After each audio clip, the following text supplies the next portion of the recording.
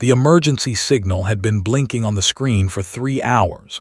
Doctor watched it from her seat on the medical ship, her fingers tapping against the armrest. The ship was small, built for rescue missions on the outer edges of explored space. She had been a doctor for 15 years, but this was her first deep space assignment. "We should ignore it," said. He was the pilot, a careful man who always checked things twice before making any decision. His eyes stayed fixed on the blinking light like it was a dangerous animal. "That signal is coming from space." Knew what that meant. Everyone in the galaxy knew about They were tall creatures that looked like wolves standing on 2 legs. Their fur was dark, their eyes were yellow, and their teeth were sharp enough to cut through metal. Stories said they ate their enemies. Stories said they felt no mercy. Stories said they were the most feared species in all of known space. "Someone is hurt," said. Her voice was calm. "We are a medical ship. We help people who are hurt." "They are not people," replied. They will kill us the moment we land." Stood up and walked to the window. Outside, the stars stretched endlessly in every direction. Somewhere among those stars was a ship sending out a cry for help. She thought about all the times she had heard that same cry on Earth, in hospitals filled with scared patients, in disaster zones where people had lost everything. The cry was always the same, no matter who was making it. "Set a course," she said. "That is an order." Opened his mouth to argue, but something in her eyes stopped him. He had worked with for 2 years now. He knew she was stubborn. He also knew she was usually right. With a heavy sigh, he turned the ship toward the blinking signal. The planet was called 22B in human records. It was a green world with thick forests and wide oceans. They used it as a resting point during long journeys. As the ship entered the atmosphere, could see smoke rising from the trees below. Something had crashed there. "I am reading one large vessel," said, his voice tight with fear. "Design. It is badly damaged. There are life signs inside, but they are weak." "How many?" "At least 12, maybe more." Grabbed her medical bag and moved toward the exit door. Grabbed her arm. "Please," he said, "think about this. If they are injured, they will be scared. Scared are the most dangerous kind." "Scared patients are always dangerous," replied. "That is why doctors learn to be gentle." She pulled her arm free and opened the door. The smell of smoke and wet earth filled her nose as she stepped outside. The crashed ship was not far away. It had torn a deep wound through the forest when it fell. Trees lay broken everywhere. Metal pieces were scattered across the ground like fallen leaves. Walked toward the wreck with slow, steady steps. Her heart was beating fast, but she kept her breathing calm. She had learned long ago that patients could sense fear. They could smell it, feel it, see it in the smallest movements. If she wanted to help anyone inside that ship, she needed to show no fear at all. The ship's main door was hanging open. Inside, it was dark. Emergency lights blinked in weak red flashes. Turned on her flashlight and stepped through the doorway. The first thing she saw was blood. It was dark purple, almost black, and it covered the walls in long streaks. The second thing she saw was eyes. Yellow eyes glowing in the darkness, watching her every move. She counted 8 pairs of eyes, then 10, then 12. They were all around her, pressed against the walls, their bodies tense and ready to attack. Stopped walking. She lowered her flashlight so it was not shining in their faces. Then she did something that confused every creature in that room. She bowed her head in a gesture of respect. "I am a doctor," she said slowly. Her translator device turned her words into the language. "I heard your signal. I am here to help." For a long moment nothing happened. They did not move. They did not make a sound.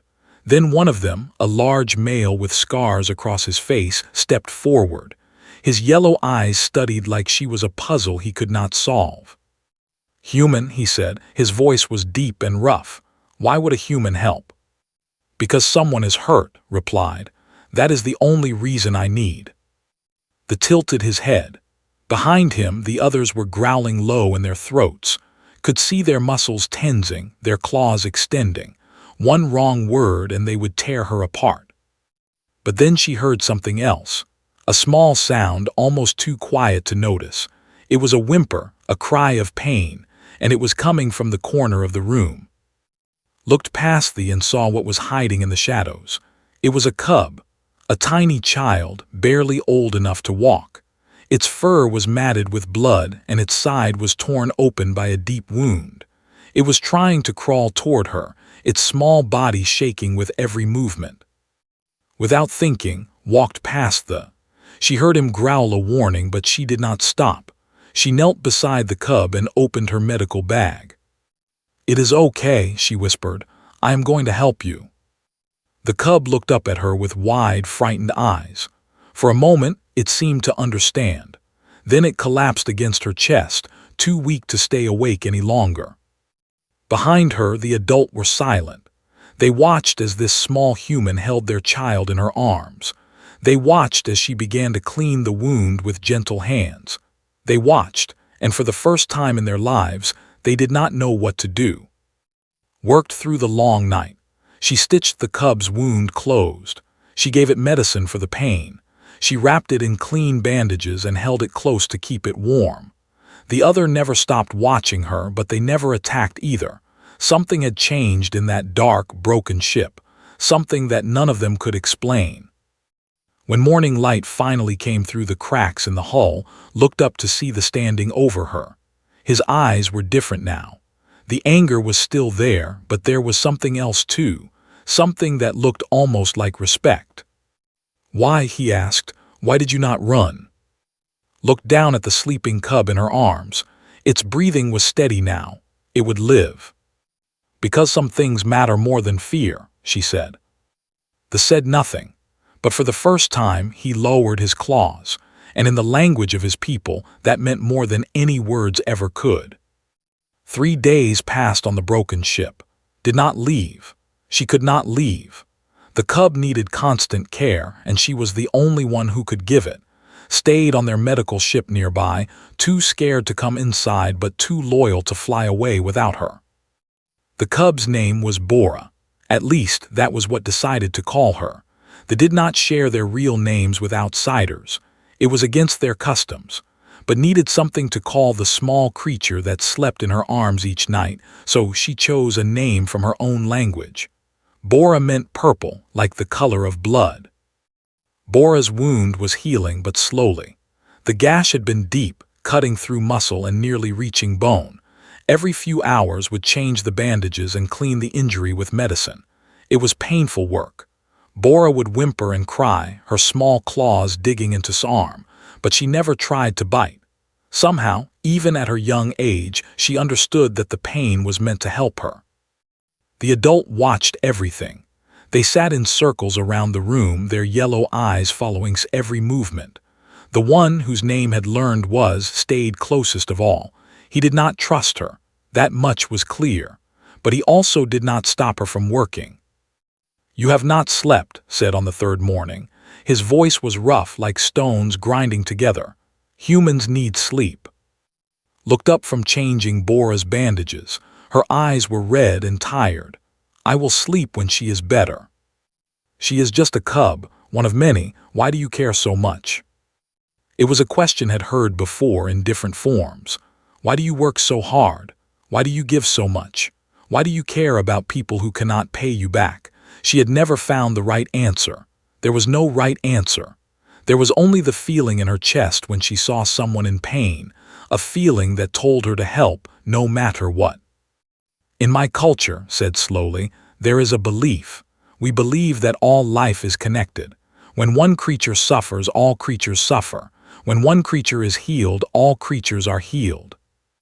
Made a sound in his throat. It might have been a laugh or it might have been a growl. "Your culture is strange." "Yes," agreed, "but it makes us who we are." That afternoon, something changed. Bora woke up for the first time since the crash. Her yellow eyes opened slowly, blinking in the dim light. She looked around the room, confused, until her gaze landed on. For a long moment, the cub just stared at the human woman. Then she made a sound that had never heard before. It was soft and high, almost like singing. The other went silent when they heard it. "What is that sound?" asked. His expression was unreadable. "It is the bond call. Cubs make it when they recognize their caretaker, their protector." He paused. "She has chosen you." Felt her heart squeeze tight.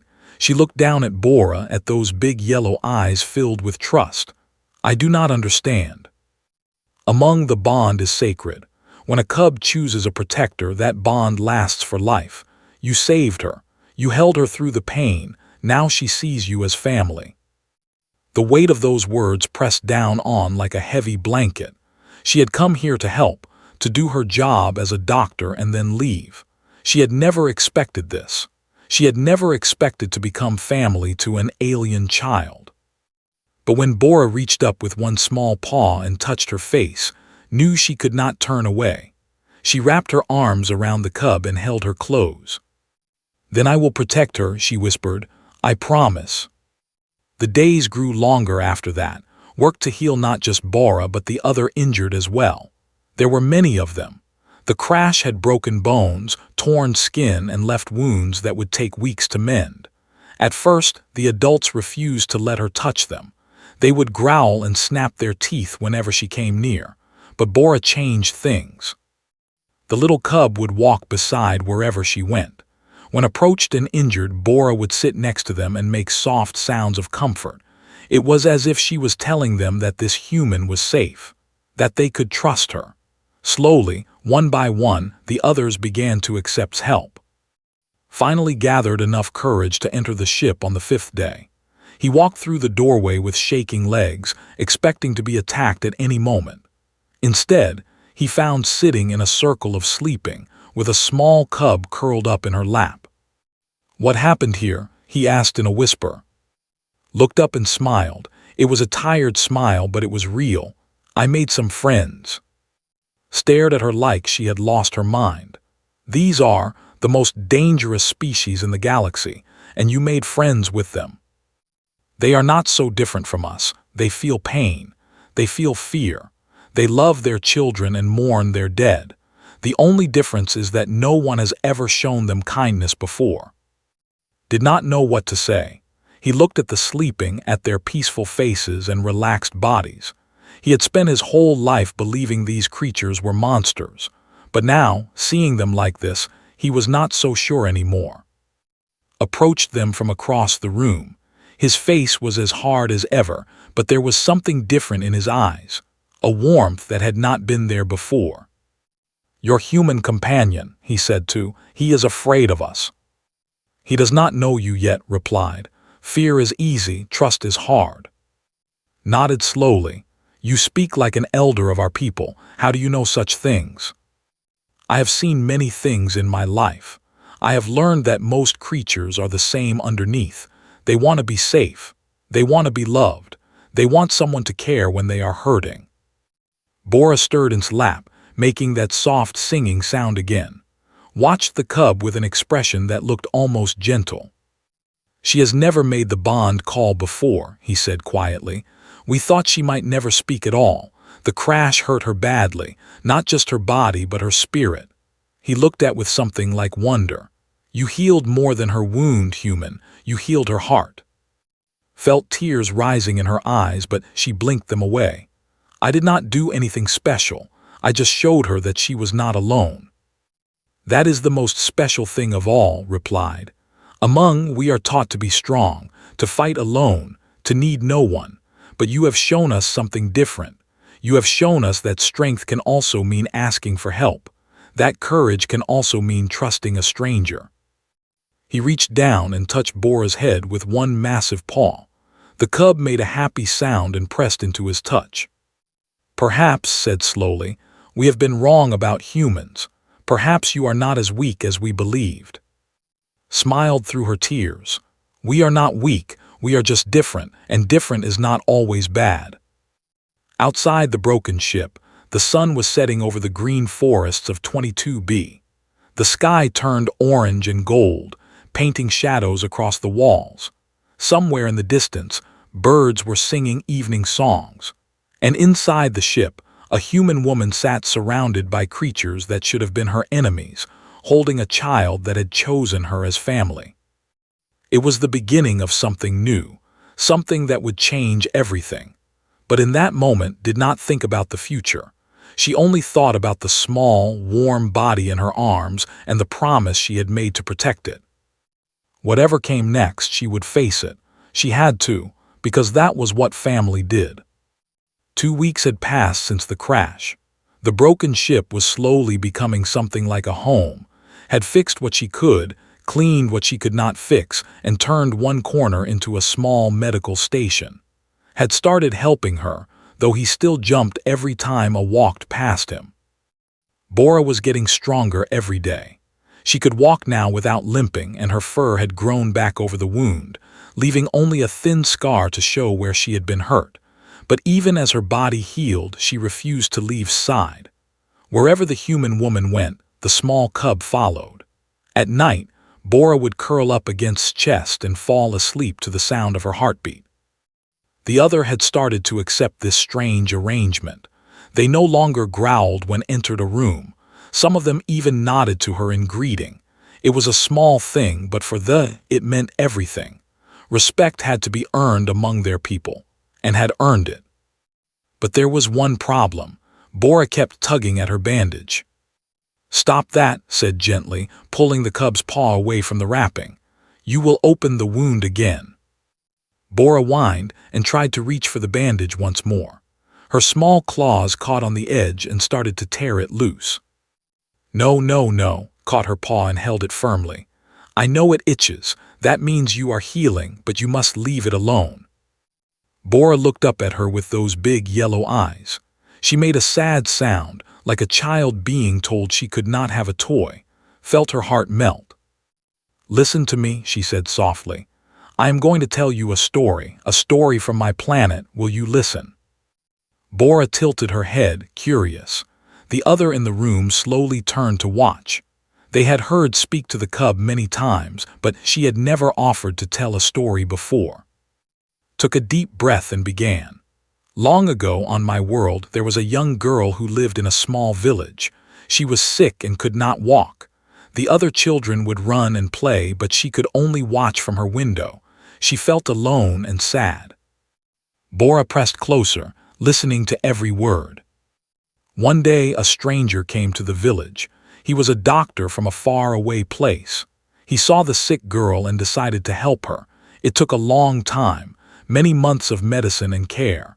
But slowly the girl began to heal, and one day she took her first steps." Paused, remembering. Her grandmother had told her this story when she was young. It was the reason she had become a doctor. The girl asked the doctor why he had helped her. He was a stranger. He did not have to care. And do you know what he said? Bora made a questioning sound. He said that helping others was not a choice. It was a calling.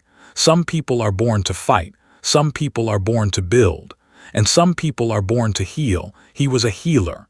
And so, that girl decided she would become a healer too. Stepped forward from his place by the wall, his face was thoughtful. "This story, it is about you." Nodded. "The girl was my grandmother. The doctor saved her life. And she taught me that the most important thing we can do is take care of each other." For a long moment no one spoke. Then did something surprising. He sat down on the floor, crossing his legs beneath him. One by one the other did the same. They formed a circle around and Bora, their yellow eyes soft and curious. "Tell us more," said. "Tell us about your world, about your people." And so did. She told them about Earth, the blue planet covered in water and green lands. She told them about cities filled with millions of people, all living and working together. She told them about hospitals where the sick were healed, schools where children learned, and homes where families gathered at the end of each day. They listened in silence. To them, it sounded like a dream. Their own world was harsh and cold. From birth, they were taught to fight to survive, to trust no one outside their pack. The idea of strangers helping strangers was something they could not understand. "But why?" asked a female named. She was young, barely older than a cub herself. "Why would strangers help each other? What do they gain?" thought about the question carefully. They gain nothing, she admitted. At least nothing you can touch or see, but they gain something else. They gain the feeling of making the world better, the knowledge that they eased someone's pain, the hope that someday when they need help, someone will help them too. Hope repeated the word like he was tasting it. Among, hope is considered weakness. To hope is to admit that you cannot achieve something alone. Then perhaps your people have been wrong, said gently. Hope is not weakness. Hope is courage. It is the belief that tomorrow can be better than today, and that belief is what keeps us moving forward, even when everything seems dark. Bora reached up and touched his face again. This time, her small claws did not catch on the bandage. She had forgotten all about it. Instead, she was looking at with something like wonder, like she was seeing the human woman for the first time. Days turned into weeks, continued to tell stories, and continued to listen. She told them about heroes and villains, about love and loss, about the many ways humans had found to take care of each other through the ages. With each story, the walls between them grew thinner. The fear that had once filled the room began to fade, replaced by curiosity and slowly by friendship. Noticed the change most of all. He watched as who had once terrified him began to smile when entered the room. He watched as cubs that were not Bora began to follow her around, eager for attention. He watched as even the hardened warrior started to soften in her presence. "You are changing them," said one night as they sat outside the ship, looking up at the stars. "I did not think it was possible." "I am not changing them," replied. "I am just showing them who they could be. The kindness was always there, hidden inside. They just needed someone to show them it was safe to let it out. And if it does not last, if they go back to being what they were." Was quiet for a moment, then she shook her head. "Some changes cannot be undone. Once you learn that kindness is possible, you cannot forget it. It stays with you like a seed planted in the ground. It may take time to grow, but it will grow." From inside the ship heard Bora calling for her. The soft, singing sound of the bond call echoed through the night air. She stood up and smiled at. "I have to go. She does not like to sleep alone." Watched her walk back into the ship, into a room full of creatures that had once been enemies. And for the first time in his life, he understood something important. Fear was easy, trust was hard, but trust was worth the risk. Because sometimes, the most dangerous creatures in the galaxy just needed someone to show them that they did not have to be dangerous at all. They just needed someone to care. And cared, that was her gift, that was her power, and it was stronger than any weapon in the universe. 1 month after the crash, something unexpected happened. A new ship appeared in the sky above 22B. It was large and dark, decorated with symbols that made the crashed vessel freeze with fear. Saw their reactions and felt her stomach tighten. "What is it?" she asked. "Who is coming?" His yellow eyes were fixed on the descending ship. His claws had extended and his muscles were tense. "It is the Council of Fangs, the leaders of our people. They have come to find us." "Is that bad?" Did not answer. That was answer enough. The council ship landed in a clearing not far from the crash site. Watched from the broken doorway as a group of emerged. They were bigger than, covered in scars and wearing armor made from dark metal. At their head was the largest had ever seen. His fur was pure black, and one of his eyes was missing, replaced by a glowing red machine. "That is Elder," said quietly. "He leads the council. He is very old and very powerful, and he hates humans more than anything." Felt Bora press against her leg, trembling. She reached down and placed a gentle hand on the cub's head. "Stay behind me," she whispered, "no matter what happens." Elder approached the crashed ship with slow, heavy steps. His single eye swept across the scene, taking in everything. When he saw standing in the doorway, he stopped. His lips pulled back to reveal rows of sharp teeth. "A human," he growled, "here among." "She is a healer," said, stepping forward. "She saved our lives, she saved our cubs." "She is an enemy." His voice was like thunder rolling across mountains. Humans are soft, weak. They cannot be trusted. I should kill her where she stands. Did not move. She did not run. She looked directly at Elder with calm, steady eyes. I am not your enemy. I am a doctor. I came because your people were hurt and I wanted to help. Help laughed, but there was no warmth in the sound. Humans do not help. They take. They destroy. They spread across the galaxy like a disease. I have seen what your kind does to planets, to species that stand in your way. Do not speak to me of help. Then you have not seen all humans, replied. We are not all the same, just as are not all the same. Took another step forward. He towered over, his shadow blocking out the light. Bora whimpered and tried to hide behind her legs. Give me one reason not to kill you, said. One reason. Before could answer, something happened that made everyone freeze. 3 small cubs walked out from behind the crashed ship. They were limping, their bodies wrapped in bandages, but they were alive, and they walked straight toward. Single eye widened. What is this? The 3 cubs gathered around, pressing against her legs just like Bora. They looked up at Elder without fear, then back at the human woman who had saved them. One of them made the bond call, the soft singing sound that Bora had made weeks ago. Then another made it. Then another.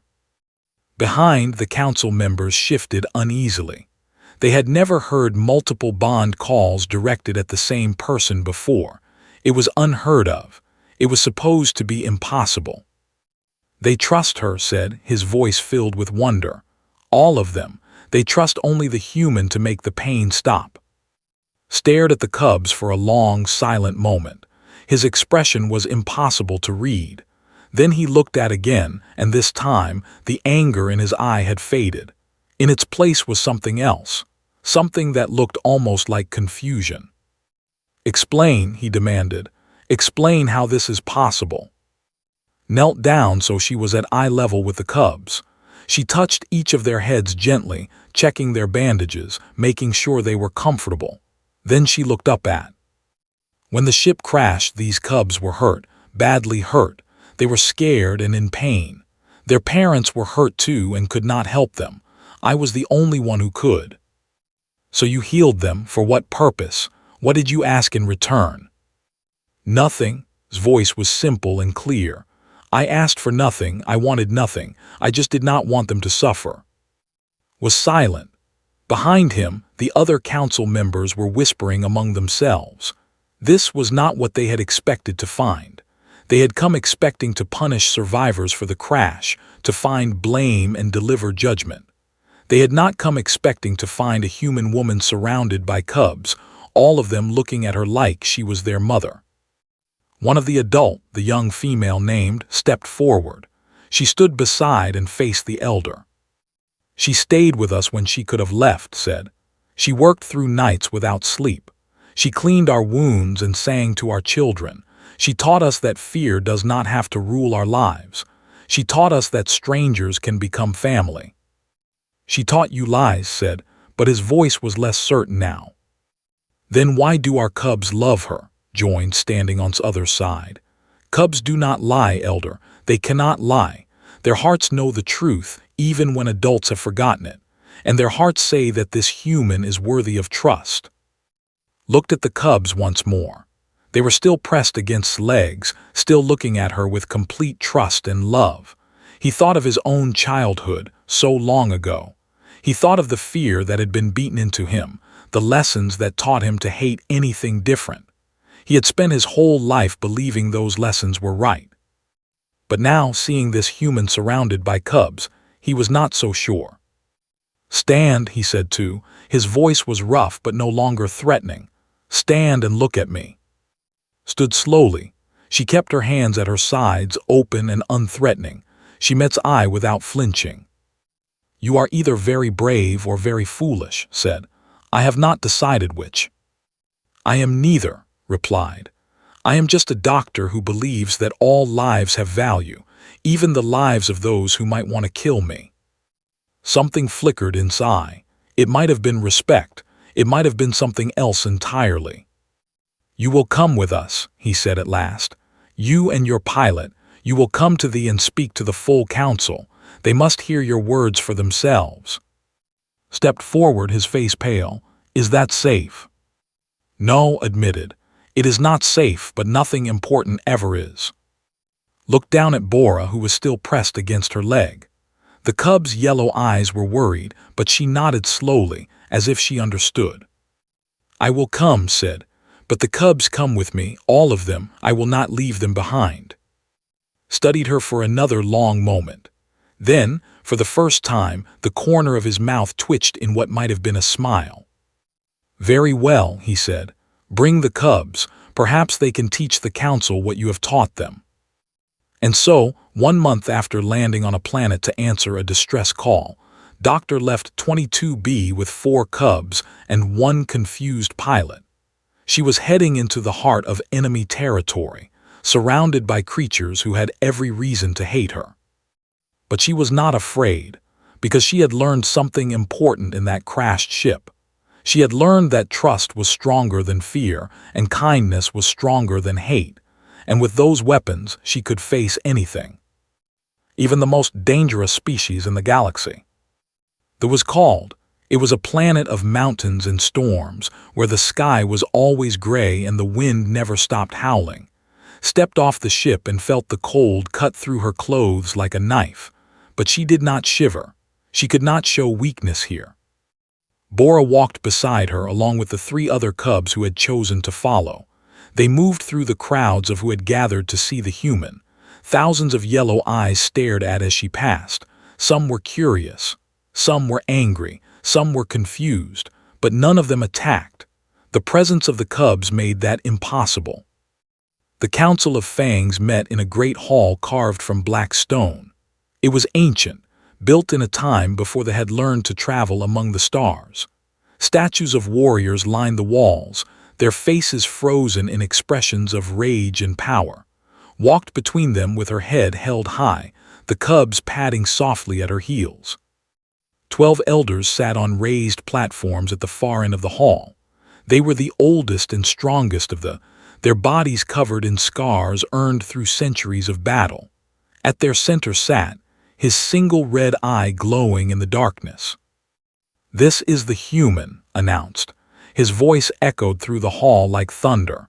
This is the one who saved our cubs on 22B. She has come to speak to the council. An elder with white fur and blind eyes leaned forward. Why should we listen to a human? They are prey. They are weak. They have nothing to teach us. Then why are our cubs following her? Asked another elder, a female with silver fur and sharp green eyes. I have never seen cubs bond with an outsider, never in all my years. The elders argued among themselves. Their voices grew loud and harsh. Some demanded that be killed. Others wanted to hear her speak.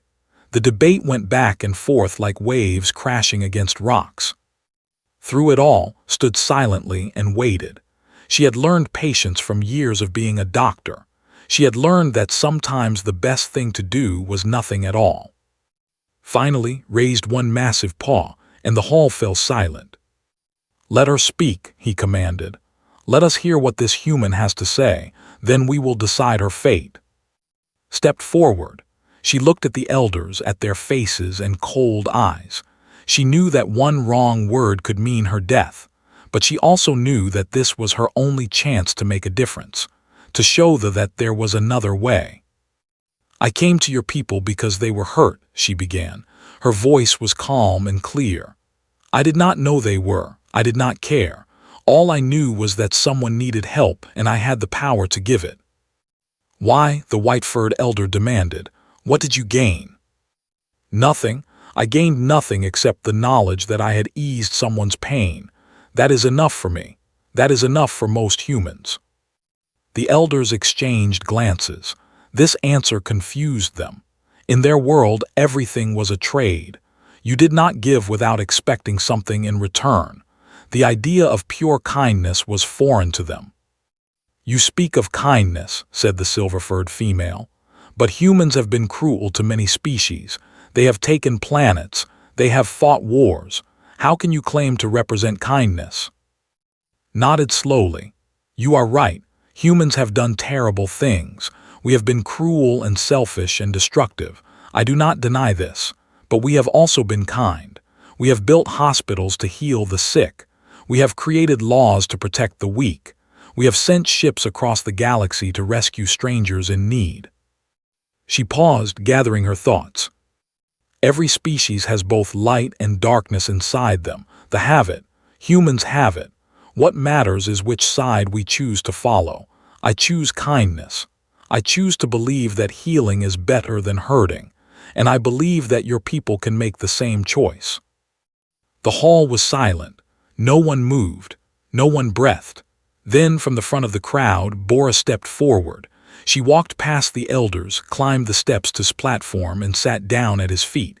She looked up at him with her big yellow eyes and made the bond call. But she was not calling she was calling for him. Stared down at the cub. Something shifted in his face. The hardness cracked just a little. He remembered being young, before the wars, before the scars. He remembered a time when he had believed the world could be good. "The cub," he said slowly, "she is not afraid of me." "She is not afraid of anyone," replied. "I taught her that fear is a choice, that she can choose trust instead." Looked at for a long moment. Then he did something that no one expected. He bent down and touched Bora's head with his paw gently, like a parent comforting a child. "Perhaps," he said, "we have spent too long being afraid." The other elders stirred. Some looked angry, some looked confused, but the silver-furred female was smiling. "I call for a vote," she said. "A vote on whether to accept this human as a friend of the people." The vote was close, 7 in favor, 5 against, but it was enough. For the first time in history, a human had been named a friend to the. News spread quickly across the galaxy. Ships carried the story from system to system, planet to planet. A human doctor had walked into a crashed ship and walked out with an army of friends. She had faced the Council of Fangs and won their respect. She had done the impossible. Within a year, things began to change. Ships started responding to distress calls. They began trading with species they had once ignored. They even opened their borders to visitors from other worlds. It was slow, difficult progress, but it was progress. Stayed on for a time, teaching them about medicine and healing. She trained their first doctors, built their first hospital, and wrote their first textbooks on caring for the sick. Bora stayed by her side through all of it, growing from a tiny cub into a strong young. When the time came to leave, the entire population came to see off. They lined the streets in silence, watching as she walked toward her ship. At the edge of the crowd, Elder waited for her. "You have changed us," he said. "I do not know if it was for better or worse, but you have changed us." "Change is never easy," replied, "but it is always possible, remember that." Nodded slowly. Then he did something even more surprising. He bowed his head, just as had bowed to the on the day they first met. "May your path be gentle," he said. It was a blessing, spoken in the old language. It meant more than any medal or title ever could. Climbed aboard her ship, was waiting at the controls, ready to take them home. But before the door closed, Bora came running through the crowd. She threw herself against his legs, making the bond call one last time. "I will come back," promised, kneeling down to hold the young close. "I will always come back." Bora pressed her nose against his cheek, breathing in her scent one final time. Then she stepped away and let the door close. As the ship lifted off and rose into the gray sky, looked down at the world below. She saw the crowds watching her go. She saw the mountains and the storms and the city of black stone. And she saw Bora, standing at the edge of the crowd, growing smaller and smaller until she disappeared from view. The galaxy would tell many stories about Doctor in the years to come. They would call her the first human ambassador to the healer who tamed the wolves, the woman who proved that kindness was the strongest weapon of all. But never thought of herself that way. She was just a doctor who had answered a distress call, a woman who had seen a wounded cub and decided to help, a human who had believed, Even when everyone said she was foolish, that trust was worth the risk. And she had been right. Because in the end, that was what humanity had to offer the galaxy. Not weapons or technology or power, but something simpler, something stronger.